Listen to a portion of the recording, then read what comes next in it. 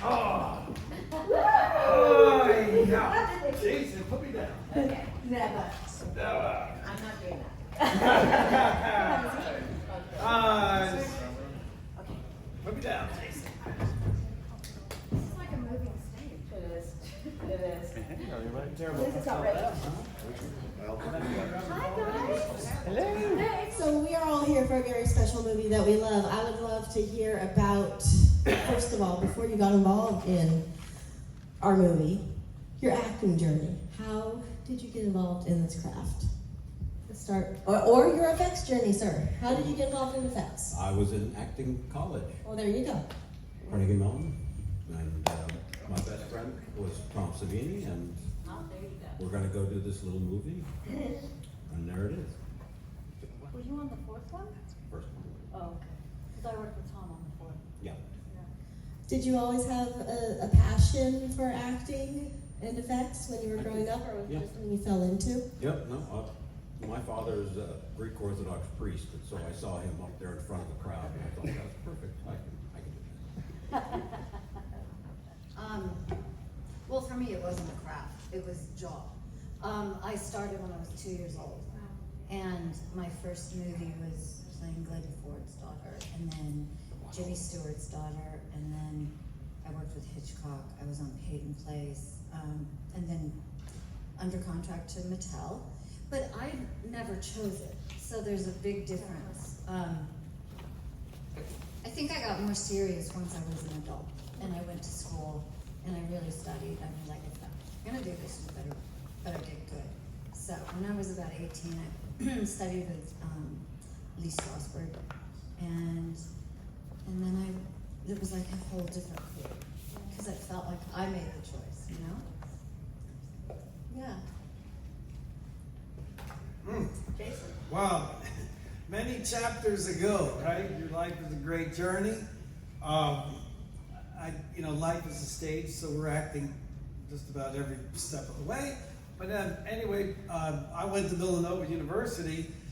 Then I got out of there, didn't quite know what the hell I was doing, and I said, well, maybe I'll go to New York. That sounds like a good place to go and check out. So then I got to New York. I said, well, I'm going to start to study to be an actor.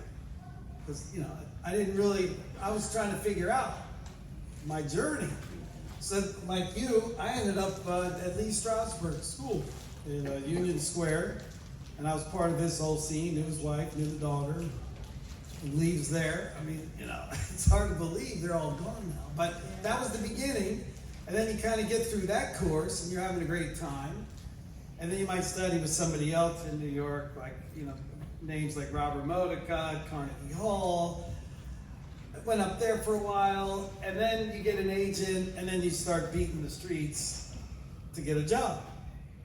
And in those days, everything wasn't so digital and internet, and I'm looking and looking. It was Like work.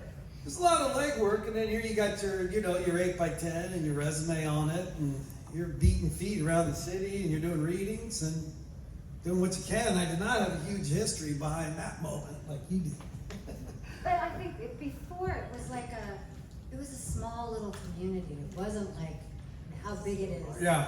And if you were a part of it, you kind of all knew, Right, well, because of technology and the internet invention, it's really created a broad brushstroke of bringing a lot of people to have accessibility to an industry. And images are getting transported all over the place.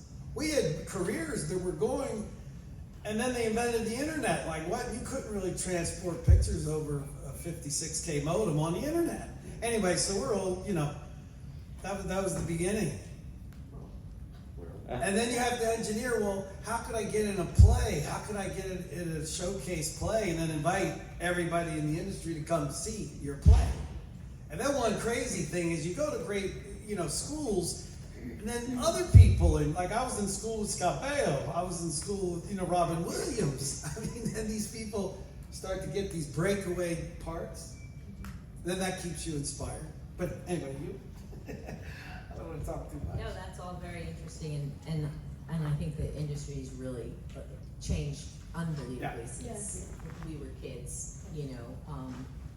For me, I grew up outside of New York in New Jersey, and I would go see with my family, we'd go see the Rockettes every Christmas, and I wanted to be a Rockette. But then I was like 5'2".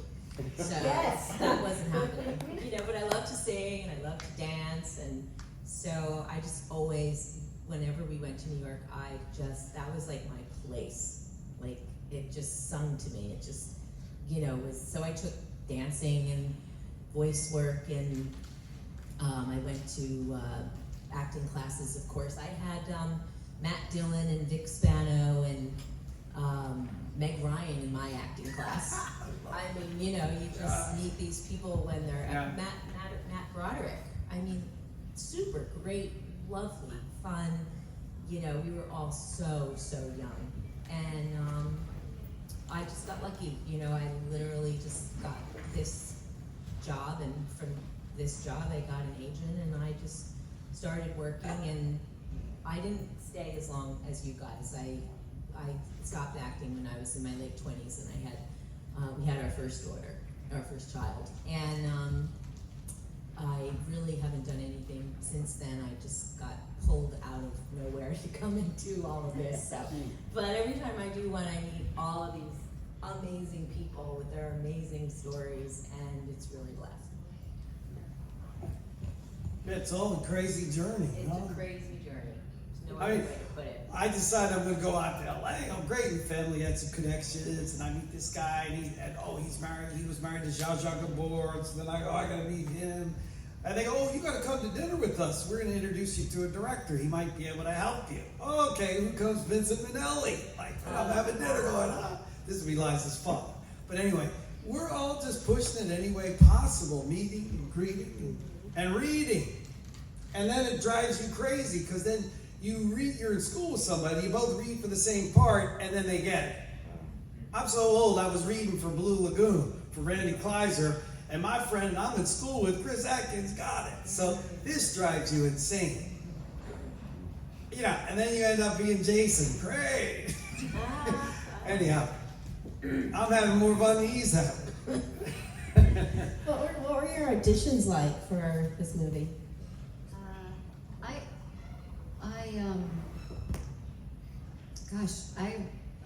I had been on a soap opera for a couple of years, and I left. And this was the same people that cast me in the soap opera brought me in for this. And I just read it. I'd never seen any of the movies. I still haven't seen them online. But because I get really scared, I can't watch anything like that. It freaks me out to even watch. Well, yeah. But it was great. I just approached it like an acting job. I did all my homework on it. And then I came in a couple times to read for it, and I was like, really? Are you gonna bring me? They kept bringing me in to, and I was like, whatever, just make the decision. And then it ended up being just such a great job, because it went on, first of all, forever, and I was buying a house, my first house alone, and it was great. I was just like, oh, good, I'm making some money, I can put it away, I've got a cushion now. So that's how I was looking at it, and it was really fun. I had such a good time with everybody, with Tom and with just everyone. We made it really fun, but it went for a long time. So I shot, October 31st was when we started, and it was up in Zaca Lake in Buellton, which is just above Santa Barbara. And we started shooting, and it went all the way through Christmas, everything, until January, around the middle of January. And it was freezing. So I was being wet down every night for a month in Topanga Canyon, which is, canyons are freezing. Yeah. And I would, to this day, if I put on a shower and the cold water hits me, I'm like, ugh. I'm not like a normal response. It's like, I'm gonna start running! I gotta start running! You still have PTSD? No, I have PTSD from cold water. And in the cold, but they would go to the caterers and put hot water, like what they were making tea with or whatever. And for like 5 seconds it felt really good, and then it would start, start, it was horrible. I mean, horrible. And when I had to jump out of the window, which wasn't me, it was a girl, she fell, and I'm a pretty modest person, and the like weird little outfit that I chose to run around in, the man's shirt Yes. and underpants, Belted. belted, it came to here. Belted.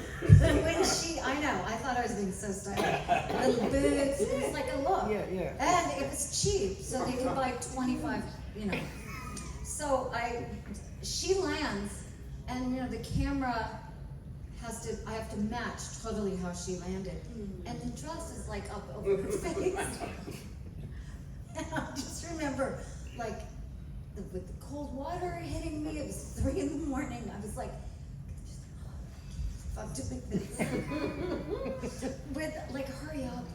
Like, somebody scared is not gonna pull their dress down, but I was like, okay, you can't do that because it's just not in character. No one's thinking about someone seeing their underwear when you're running for your life. So I just think I got up really fast.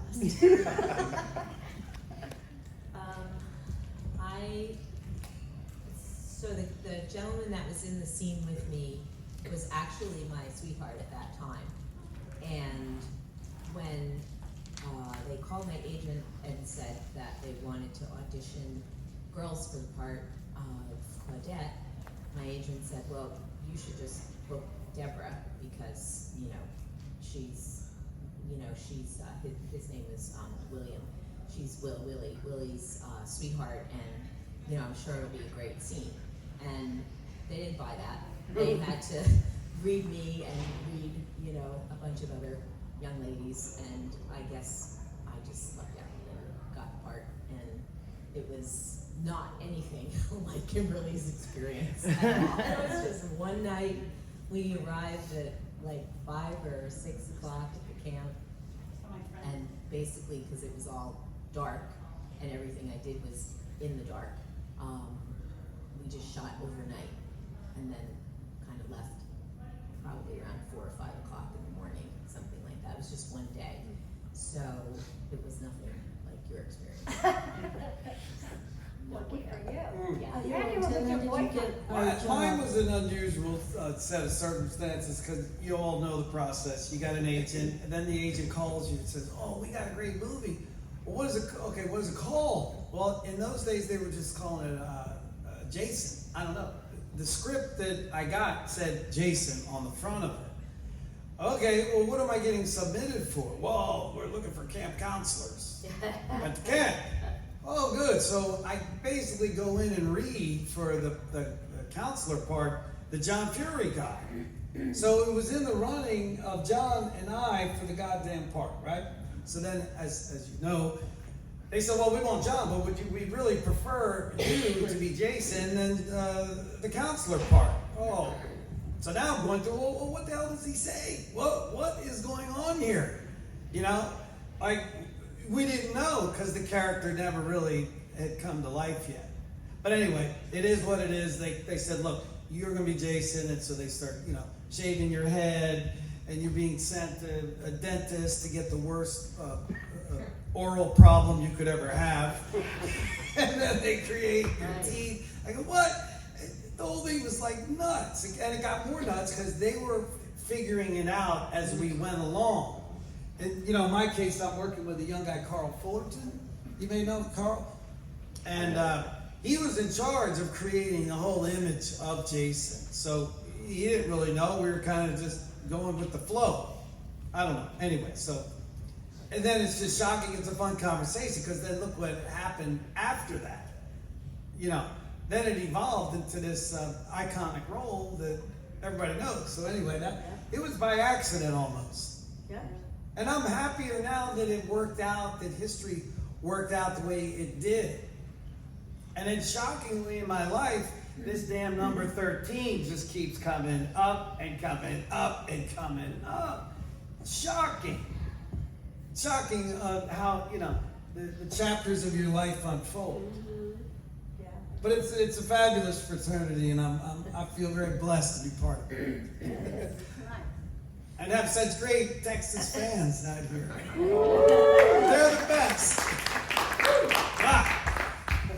This one is for Taso before I toss it over to our audience. What was your most challenging effects to create in part one? It's hard to say which one was the most challenging. All of them. Could be the spectrum. We were out there. It was like new stuff. The stuff we did in Dawn of the Dead was like comic book. We had blood from Germany, and it looked like red paint, and it was terrible, but it was okay because it was Dawn of the Dead. So then, on the way up to the Poconos, Tom called Dick Smith, who invented. He's the guy that invented all of the movie and TV special effects. This guy, I don't know if you guys know who he is. He's the guy. And so Tom just called the guy, and he said, "Yeah, come on over to my house." We just went to his house in Larchmont, and in back he had a little shed where he did all his work, and there. So I'm holding Reagan's head in my hand from The Exorcist that spins around. There it is, her head. And so I'll just tell you this quick story and explain who this guy is. Exorcist. What year is Exorcist? The original? 73. The script says, the demon is in her body and her head spins around. How are you going to do that? This guy not just invented a head that looks so real in your hands. You can see the veins under the skin. That's the kind of detail he did. But he took the top of the head off, and inside is a mechanism, because he said, I realized when people spin, their eyes track. They don't just stay still. He said, how was I going to do that? So he took a radio-controlled model airplane, and he took the guts and he put them in the head with two glass eyes, and he had the controller in his hand. So as it spun around, the eyes were tracking like a human. Ooh. Yeah. That's the kind of detail this guy did. And we were just standing with our mouths open. We just came from rubber and paint. Like, wow. And so he gave us the formula. He just gave us the formula for blood that everybody uses now, how to make movie blood that looks realistic. And he gave us so many ideas. And so, Tom's head exploded. Because Tom was, I thought Tom was a genius, and this guy was like Superman. So then we started redrawing a lot of this stuff and remaking it. And of course, it was still latex rubber for all the stuff. It's the easiest and the best way to make those molds, and especially the prosthesis. We got to the camp, the Boy Scout camp, and they had big pizza ovens in the kitchen. Well, we were baking the latex molds in there, and the chef got mad. All that pizza smelled and tasted like rubber from the pizza. So that one was, Wow. yeah, I don't know. Do you have any special effects that you want me to talk about specifically? Are you still working in it, or are you still doing special effects? I'm in West Virginia, and so we just reopened our film department, and I'm trying to get movies shot there because the locations are so beautiful instead of going to Romania or something. Right. So I'm not doing much right now. Or New Mexico? Yeah, right. Yeah. My partner is in Oklahoma. They're shooting everything in Oklahoma. They are? All the big stuff. He just got done working with De Niro and DiCaprio on Killers of the Flower Moon. They have so many locations. I guess they're good with the tax breaks. Yeah. I'll tell you a tough one. I'm sorry, I didn't mean to break into that. That's okay. When we're under the bed with Kevin Bacon and the arrow goes through his throat, that was tough. Oh, yeah. Because you can only do it once. Yeah. Because he's gonna die. He's gonna You only have one neck, right? So, does anybody know? I have a Kevin Bacon number. Does anybody know what that is? You mean Yeah. 6 degrees of Kevin Bacon? It's, Yeah, it's like 6 6 degrees. of Right. stuff. 1 degree. Right. Or you're 0 degree. I'm a 0, right? Does that mean I'm a 0 or a 1? I would say you're 0. Yeah, Because because I the was one there, would mean that you was knew right. someone. Yes. We're like this, and that's breathed me in. on top. Oh, no, 5 of us under there. Oh. That's not we my had a hand. nice Or impale those scene in bed. dads. He did that again for some commercial. Well, we didn't he? had a couple that, Oh, you did? in the heat of the moment in part 2 that got impaled in the bed. And did they work? Yeah. It was a twofer. It was shocking, yeah. Yeah. Yeah, yeah, it was tricky because you have to have the effect, and then the arrow goes through the effect, which means it's like a balloon. You're popping the rubber, and so you can't do it again because it'll just start leaking. Well, his head's out of the bed, and he's on His- top right, of the girl, his but head. then He's there's under another the body bed. coming out. Yeah. And me and Tom are under the bed, and it was the still photographer whose hand comes up and right. grabs him. So there was 5 of us under there. And see, our time, we couldn't just see what happened on a screen and then modify right. what We the hell had you're to doing wait. based on what That's you right. just looked at on the screen. had to wait. We had no clue. Right. No clue, because then that film had to go No get video developed. village. No. And then they would go have dailies, but we're not invited to come to the dailies to see if what we did worked. Right. No. I was going to tell you the best blood. I make all these promos wherever the hell I go. And Summer loves them. But anyway, I found the I best. laugh every I got time. tired of buying all this fabricated blood at cons and this or party mix or whatever. So now I get huge bottles of Karo syrup, clear, Yep. colored the hell out of it with red food coloring. Of course, the person at the grocer is wondering why you buying all this. Well, it makes the best blood, honey. That's the blood they used in Carrie. Oh, man, this man is not well. Right. Oh yeah, but it works like a dream. And there's a specific number She's of like, green "Ah." drops. But one drop too many and it turns brown. Yeah. So Dick had it down to a scientific formula on how much red to green and which company. The red food colorings are different colors. Oh, yeah. Right. So the Durkee is different from the McCormick's.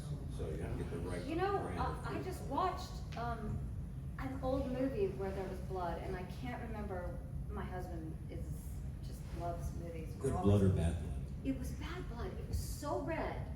It was like Neon. I think the blood got better. The color was more, But in the black and white, old black and white movies, like Psycho, whatever.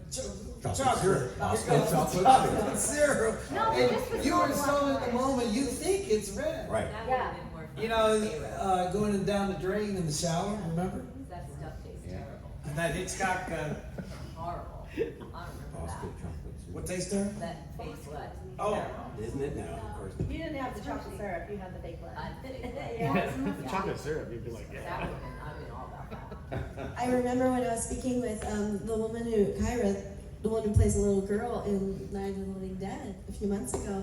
I asked her about something important she learned on, asked them all, something important they learned on the set. And she said Bosco was delicious. Oscar chocolate syrup. Wait, I've never seen Bosco. It must be on the East Coast. It's not It's an anymore. old thing. I know, I remember it as Yeah. a kid, Bosco, but I don't. You only have Hershey's syrup now. Right. Yeah, Mm. yep, but Bosco back then. Bosco, yeah. Do we have any audience questions? Any at all? I can continue. I know you got them. Don't be shy. All right. William, excuse me. Oh, he's calling me out. So now you got Come me. on, William. What is your most memorable moment in the film you were in? Oh, well, that's an easy question to answer because no question trying to figure it out how in the hell to blast through a window. Because quite honestly, I had not done that before. No. And then Really? they asked me, Never? They asked me if I was an expert on window jumps. Of course. Exactly, that's exactly what Of you course, well, Yeah. no one has tape of it. No, I don't have a tape of that. So I was figuring out how in the hell this was going to go down. So I've had experience with horses in my whole life growing up with horses. So we did have a platform on the exterior of the house. So I took it as 3 strides. 1, 2, boom. And that was it. And the first time I did it, I ricocheted off the goddamn thing. Like, god damn. Then you Was gotta it go real back, you gotta glass? go back to Carl Fullerton, we gotta forget the goddamn face type, put that together right, and the blood, and the fake blood, and the loose blood, and I'm going, what am I doing? And I got one eye shut off, and I know, okay, now this time, I'm gonna hit that so hard, it's going to explode. So, I mean, you will remember something that dramatic for the rest of your life. And then, you know, that scene, they did a tribute at the Academy Awards. They did a tribute to horror. They gave that scene blasting through Academy Award, best scene ever made in a horror film. So there's not a day I don't go by my life I think, God, well, like, Where's my award? well, no, but I'm like thinking, this is just amazing. And then, of course, incredible fans and people like yourselves. As we tell you about it, we relive it. And as I look at the images of it, we relive it and go, God damn. So anyway, to answer your question, you will never forget something like that the rest of your life, like it was yesterday. Yeah. And then this brand and all of you keep it alive. You can't forget it.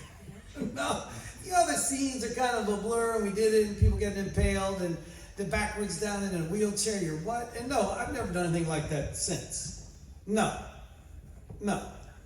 But yeah, that's a great question, William. What about for the rest of you guys? Yeah. Or even memorable moment. that you Was it have singing that- Kumbaya? Please tell me. Oh, man. That wasn't it. Yeah, that wasn't it. I guess it was when we were up in the loft, and honestly, I'd be lying if I said that I remembered the whole night or anything like that. It was Yeah. a very long time ago. And it's all fast and Yes, it's way in the past, but I do remember because you know there's a lot. Well, there weren't a lot of, but there's a lot of people there. It's not like you're having a moment like if you're on stage with an actor and you're by yourself, and that's a whole different thing because you know then you have to be in the moment in a way that's different than on film. But I remember. How I did think it was so cool that when they were like barreling me down with the camera and they said to just do whatever you want, like just you know do whatever comes to mind. And I remember like picking things up and trying to throw it, and I remember thinking when it was over, like because I think we did that take twice.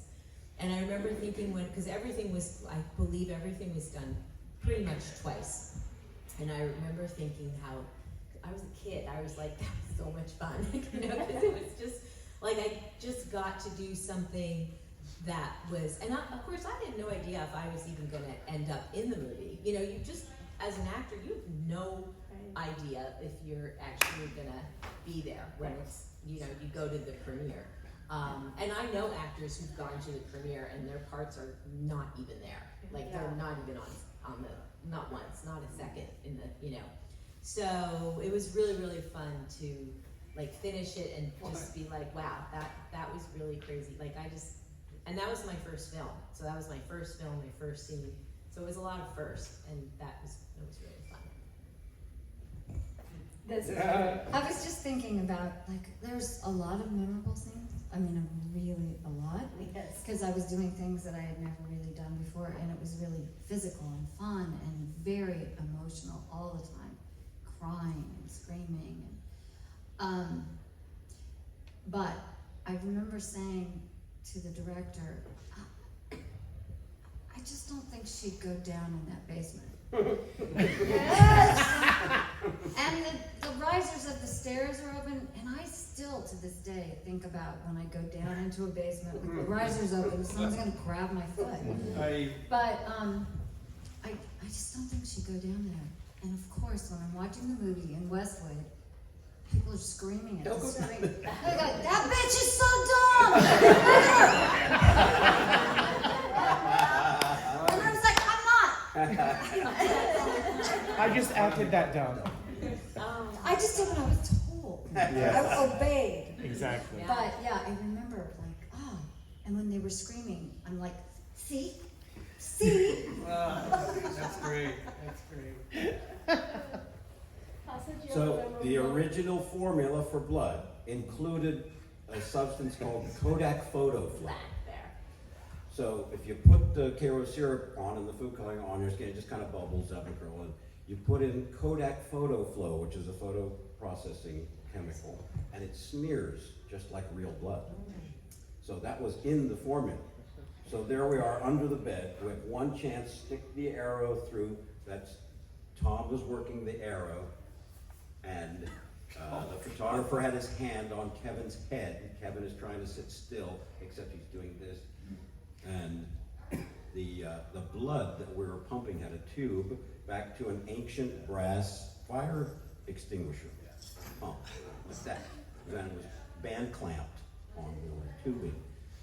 And so the arrow, cut, you know, we're rolling, and the arrow goes through, and pump, the blood is not coming. And of course I can feel the wet puddle on my knees, like, fuck. I grabbed the tube, and I started blowing. That is why in the film you see like arterial spray.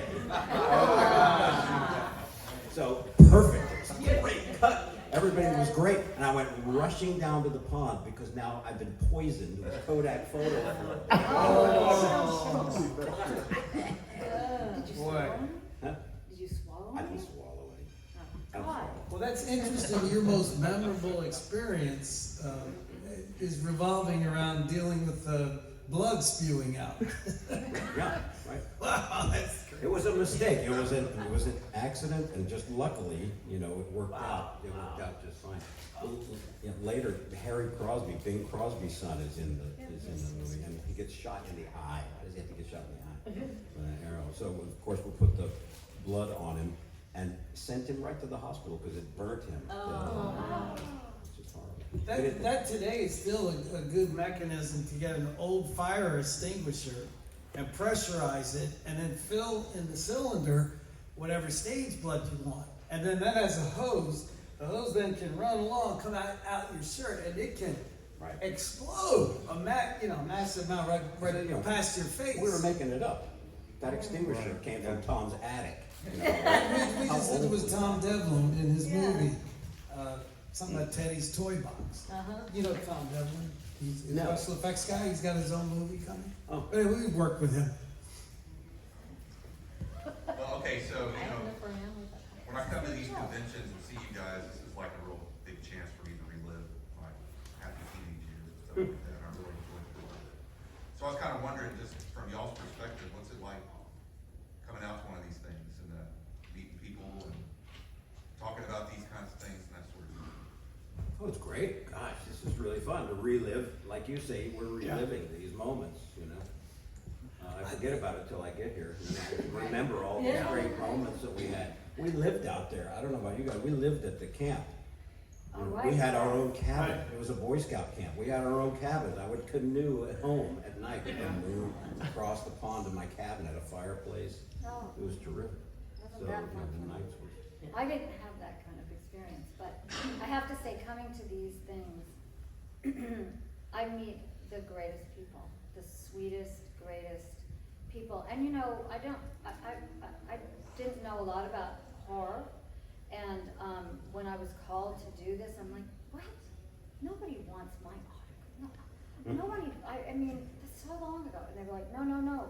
It's made this incredible resurgence, and I just am always blown away by how kind and how informed and smart and interesting the people are. So I just love that part so much. And it's always such a compliment, but at the same time, just I'm really interested in meeting you guys, and I love talking to you. It's very fun. Yeah, I agree with everything that's been said. The most value, I suppose, for all of us is we do get a chance to relive it because we don't really walk around town discussing it, you know, normally. In the grocery But store. then in this forum, in this setting, yeah, we can relive it. And it seems like it happened yesterday. And for me, all of you have been a great sense of inspiration for me. And I'm constantly trying to reinvent myself. And I'm constantly saying, okay, what could I do to be more relevant? I need something now. So through all this inspiration, I did create my own film project that's entitled Bloody Social, Murder in Palm Beach. Then I keep coming. That's a very tough task to create your own indie film and go raise millions of dollars. So then I come back here, do some more Days of the Dead, and then I go home with this pounding inspiration. So now I've created the book version. Let's do the book version first. launch that holiday time, and then if the book has merit and the book delivers a statement and has some fabulous elements to it, then you do the film version. But I really wouldn't have been going down this pathway had it not been for all of you. And so in my specific case, yeah, it's a hell of a brand revolving for 40 years around revenge of the death of the mother, right? So I don't mean to migrate, but my father died on Friday 13th, so why? That was the foundation of telling a story, revenge of the death of the father, that all of you pushed me to create. Thank you, Summer. I take full credit. Because you know what all of them ask you at every con? God love you. They love what you've done, but you know what the next question What is? are you doing now? What are you doing now? Oh, well, let me tell you what I'm doing now. What are you working on? Are you creating anything? As a matter of fact, I am. Well, what is it? Right? Yeah. And I'm super excited for the book. I know in my heart, I know that I can sell 1 million copies of the book. I know I can make that film. And I tell you what I'm not going to do is take my story, my concept, and go hand it to Jason Blum, a Blumhouse. Now you're going to be at the back end of his accounting system? Really? No. No, I'm going to do it, and the fans are going to be involved. And I want them to be own partners of it once we go to the next step. So do the book. If they love the book, then make the damn movie. Yes. Mm-hmm. We can make our own film. Come on. Mm-hmm. You all, Terrifier, look at these fabulous stories. My aunt has some costumes. All right, I'm so old. I'll tell you this quick story. This is about inspiration. There's a tailor in New York called Dunhill Tailors, 57 and Park, right? The Block family. I kept going in there. Well, the son is named Bill Block. Oh, okay, what are you doing? Oh, I'm going to LA. What are you doing in LA? I'm going to produce movies. Really? Well, how are you going to do that? So he starts a company called Artisan. He bought from Maryland Blair Witch Project. For nothing. I think he paid a couple $100,000. The guys in Maryland spent $30,000 to make Blair Witch. Right. Now you know more than I do. What in the hell has Blair Witch done? So all of us collectively, your inspiration, all of our imaginations, yes, we're going to create our own fabulous product. Amen. Thank you. Thank you for coming to his TED Talk. TED Talks, that's right. What about you, Missy? I forgot the question.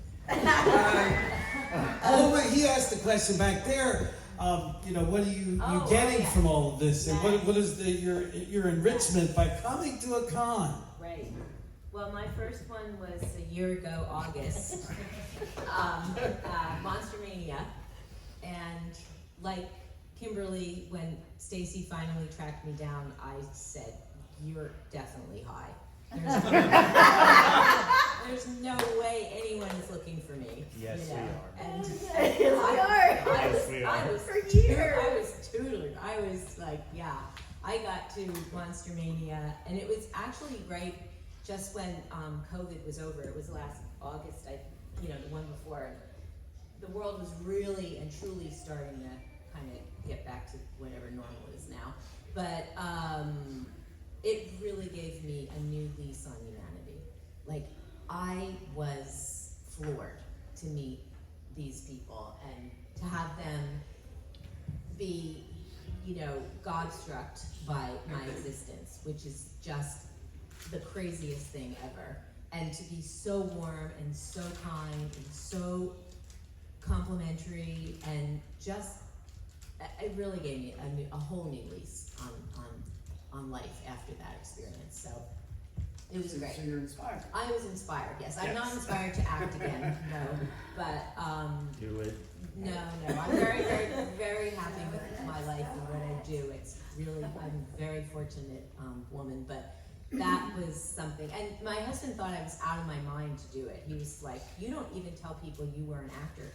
You don't let me tell anyone you were an actor," And he said, "Why would you go and do this with, a million strangers And I said, because I've been afforded this opportunity. Like, who gets to do that?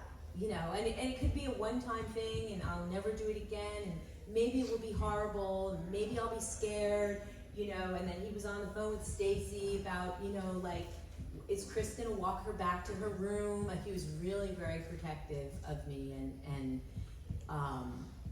it's turned out to be just a blast. So, you guys are great. If I could contribute this on the other side, on the fan side. So I've been watching horror films since I was 8 years old, so that was since 1990, okay? Internet wasn't a thing. And I would always watch these movies, especially the Friday movies and whatnot. And I would say to myself, like, whatever happened to her? Whatever happened to her? Because it wasn't easy. You have to go and, like, just happen to watch something with your credit in it to know. Right. And maybe your past credits you could find.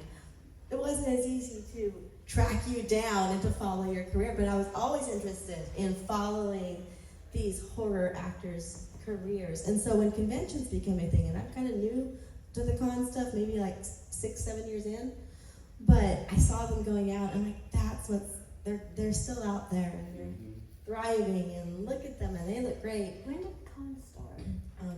Well, I think I got real popular with Fangoria. Fangoria started holding really tiny cons. People weren't even charging for autographs. The Chiller. weekend of horror. People were not charging for autographs. You guys were just showing up and signing Wait, so autographs. Fangoria, I remember it was a magazine. Yeah, Yes, still and they is. started doing cons. Okay. Yeah. I mean, I don't know the origin of the cons, but I know they started doing them very small. And Kane Hodder was signing autographs for free, and you guys were coming and just signing autographs, and people were coming to meet you, and it was like, oh my God, you know? And I wasn't doing it then, because my folks wouldn't let me. But I was like, but it's Trish. You know what I mean? Or whoever. Comic-Con kicked it off. Yes, and the Comic-Cons. In San Diego. Yeah. And anime cons are very, very popular, so it's just become a big industry and a big thing. But it's making dreams come true for us. Honestly, like childhood dreams, 30 and 40-year-old dreams. And if anyone had told me 30 years ago I'd ever get to meet any of these guys, I would say they're fucking nuts. And here we are, right? So thank you guys for giving us this opportunity, because this is really something we wanted for like forever, until conventions started doing it. So much fun. Yeah, so thank you. So much fun. I'm so glad to be a part. Yeah. And thank you for having us. Yeah. And thank you all for coming. Thanks for coming. It wouldn't happen if it wasn't for you all. This is true. This is true. This is true. Do we have any other audience questions out there? Okay. All right, well, I'll wrap you guys up if you want. Are you sure? All right, going All once, right. going twice. Sit down, Warrington. I got one more for you, sir. Get down. Okay, down. Down. Okay. Down, boy. Give me something important that you guys have learned on a set, any set. Either taught you something important in life or in the industry. I would say be patient, because, you know. As he steals the mic from my No, it's like, okay, take a deep breath and stay calm, because they want to do it again, and they want to do it again, and then there's like a half an hour in between, and then you're sitting there. And yeah, so you just got to take a big lesson in patience. I think, Go ahead, Kim. I think for me, it's about collaboration, and other people's opinions and jobs are just as important. You know, actors' faces are up on the screen, and for some reason, that's all that matters to so many people. But I think collaboration is just an amazing community of people. And when you get somebody that doesn't want to collaborate, it's awful. But most of the time, artists, everybody's job is as important as the other one, and it's such a wonderful thing to be a part of that circle. You know, I never felt as an actor that it was all about me, and I always felt that we were all important, and that kind of community is such a beautiful thing to experience. Yeah, I think as an actor, from when I was a little girl, that's what I wanted to do. So when I actually got to do it and got to join the union and got to be paid for it, I mean, my dad was a barber, my mom was a housewife. They were born in Italy. So, you know, when I got to do it, I never for a minute took advantage of it. And I would be, you know, I'd get to the set and everyone else was already there. And whether it was shooting a commercial or on a soap opera or another small film part, you know, and there were all these people that were there before me, and I was the one they would fuss over. It was always, you know, Made me so do you uncomfortable. want, do you want coffee? Are you hungry? Are you this? Are you that? You know, and they would, you know, bring you to some nice, quiet, warm room, and everyone else is like in this like whole hectic hellhole. And you know, and then they would make you up and, you know, dress you and get approval from the director and the sponsor or whatever, you know, it was you were doing. I mean, it was like dreamland to be an actor. It was crazy, and I think it just taught me how to not take advantage of anything that I'm given. Across the board. Well said. Awesome. All these great answers. So it's important to know where the porta johns are. That's a very important answer. Yeah, that was not. And safe place where you can nap. And the craft table, you know where the craft table is. You get coffee. I don't know, it's just all of these are great answers. Yeah. You learn, you can't, you know, you think you're a genius and you get to the set, you're doing all this stuff. You can't do it unless the lighting guy, you tell him, Totally. you think about that and where the Work in camera is. collaboration. And so there's that. And if the lighting guy doesn't like the actor, you're in big doo-doo. And here's something else, you can't tell secrets on because no matter where you are, Might be the Mike. sound guy Oh, yeah. is over there listening. Yes. Would it be nice? Yeah, that's Kim? me. Did something happen?